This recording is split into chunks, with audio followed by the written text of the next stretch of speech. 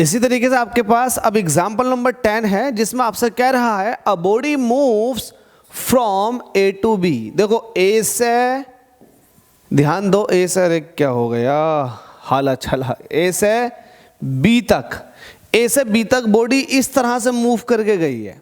ठीक है, दिख रहा है साफ, बिल्कुल दिख रहा है। हमसे कह रहा है a body moves from point a to b under the action of a force varying in the magnitude as shown in the figure. एक वेरिएबल फोर्स लग रहा है, उस वेरिएबल फोर्स के एक्शन में बॉडी ए से बी तक move करके गई है। किस पाथ को फॉलो करते हुए गई है? ए से पी तक गई है, पी से क्यू तक गई है, क्यू से आर तक गई है, देन आर से बी तक गई है। तो टोटल जो मूवमेंट है वो है ए से बी तक। हमसे कह रहा है obtain the work done, force is express in newton and displacement in metre. तो फोर्स न्यूटन में है, डिस्प्लेसमेंट मीटर में, तो आपको वर्क डन को एक्सप्रेस करना। आपको पता है जो वर्क डन होता है, वेरिएबल फोर्स की केस में बता रहा हूं, जो वर्क डन होता है, वर्क डन इज जो होता है वो होता है area under the area under the force displacement curve. Force displacement curve के अंदर जितना भी एरिया आएगा, area under the force displacement curve, वो सारा का सारा वर्क डन को रिप्रेजेंट करेगा। तो यहां से जो पार्टिकल मूव किया है वो ए से पी, पी से क्यू, क्यू से आर, आर से बी। तो इसका मतलब अगर मैं बात करूं कि एफ एस कर्व के अंदर जो एरिया आ रहे हैं ए से बी तक जाने में, वो कितने आ रहे हैं? तो आप कहोगे ये वाला एरिया। फोर्स अंडर द, देखो है नहीं है, area under the force displacement curve, तो ये वाला एरिया आ रहा है, साथ में ये वाला एरिया आ रहा है और ये वाला एरिया आ रहा है। तो अब आपको क्या करना है? आपको टोटल वर्क डन निकालने के लिए एरिया ऐड करना पड़ेगा, इसका प्लस इसका प्लस इसका फिर इसका। तो देख लेते हैं, आपसे पूछा क्या था, सॉल्यूशन यहां पर लिख दो। आपसे पूछा था वर्क डन, तो work done is equal to हो जाएगा एरिया अंडर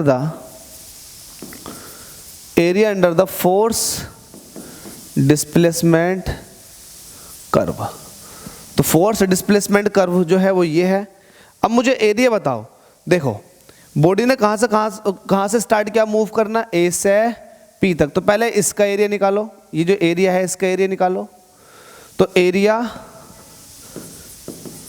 एरिया डायरेक्ट लिखना शुरू कर दोगे तो डायरेक्ट हो जाएगा, वरना आपको ये लिखना पड़ेगा पहले area of rectangle A P, ये फिर एरिया ना दिखा करके आप ये कह दो ना कि ये जो वर्क डन हम निकालना चाह रहे हैं, ये टोटल वर्क डन जो निकालना चाह रहे हैं वो इसके अंदर जो वर्क डन आएगा उसका, तो वर्क डन 1 से 2 तक का प्लस वर्क डन 2 से 3 तक का प्लस वर्क डन 3 से 4 तक का प्लस वर्क डन 4 से 5 तक का।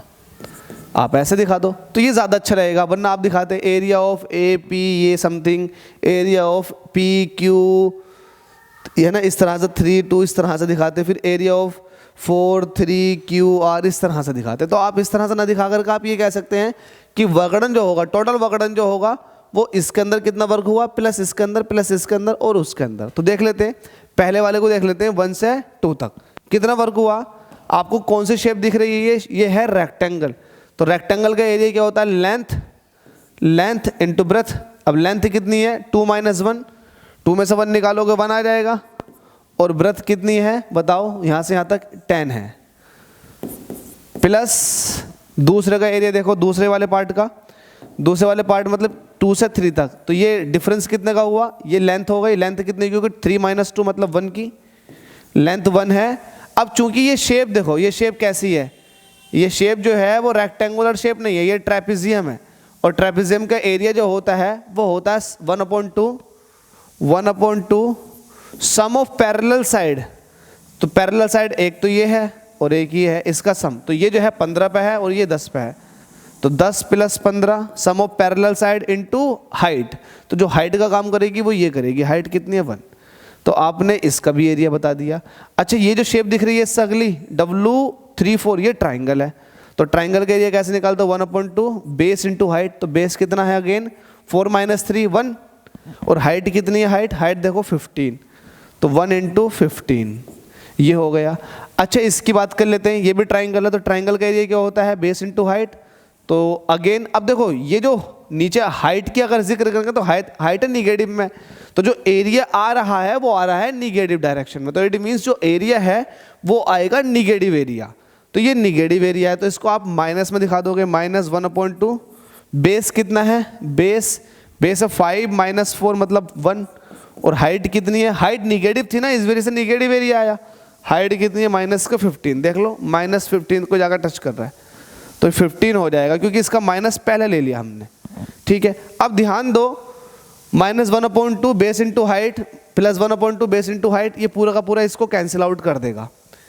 जितना पॉजिटिव एरिया है उतना निगेटिव एरिया भी है, तो ये एक दूसरे को कैंसिल आउट कर देंगे। टोटल विकर्ण जो आएगा वो इसका प्लस इसका आएगा, तो जोड़ लो, जोड़ेंगे तो कितना हो जाएगा, 10 ये हुआ +1/2, 15 और 10 कितने हो गए, 15 और 10 हो चुके हैं 25, तो 25 का आधा होता है 12.5, 12.5 में 10 ऐड करोगे तो 22.5 मतलब 22.5।